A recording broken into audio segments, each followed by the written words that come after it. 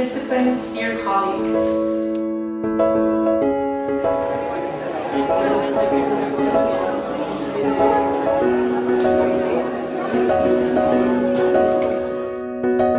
We are academics and researchers from over 120 universities, artists, independent researchers, and students who will look at the emerging fields of age and aging studies and cultural gerontology from the aspects of different academic disciplines.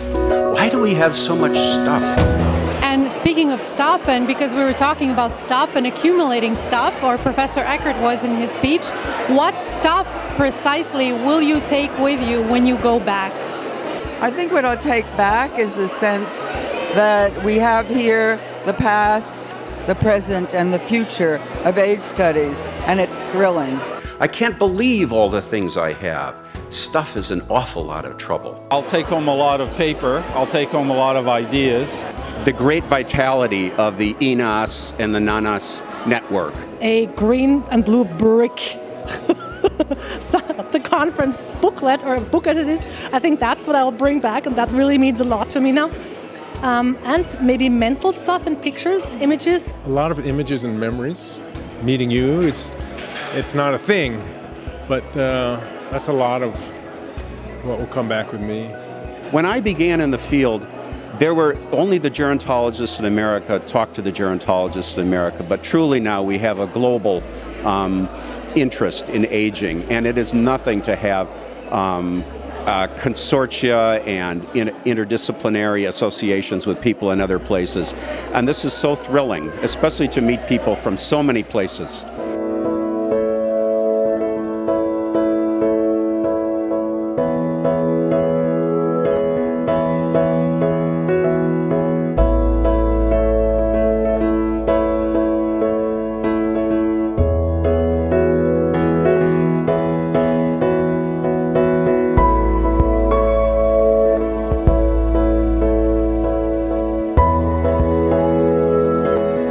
Opening remarks, some people mentioned the necessity of interdisciplinary research and collaboration between the disciplines. What are your academic experiences with interdisciplinary work when it comes to aging studies? I had the idea of age studies in 1993, and I think that was the first time the term was published. And my concept was that it would be totally multidisciplinary, cross-disciplinary, transdisciplinary, that it would be the huge kind of conference that this has turned out to be. Well, my experience is, first of all, that aging itself is a plural experience, so one needs plural approaches. You need multidisciplinary approaches. At first I kind of felt at a loss, and I always had kind of an inferiority complex because I thought with my discipline I cannot possibly do aging studies. But then I realized that we really have to know our own discipline quite well in order to branch out. So sharpen the tools for our own disciplines, and really, in my case, know how literature works, what fictionality can do was important.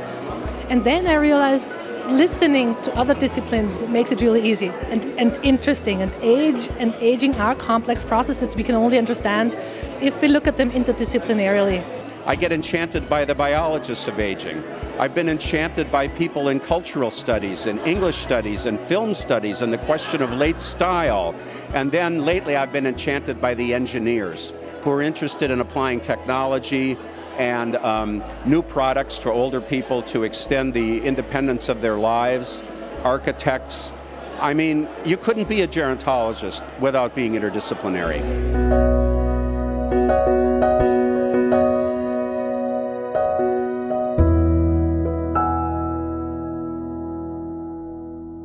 By treating us as burdens in public forums and through the aforementioned medical and legal practices, many of those with power put in question our basic right to live.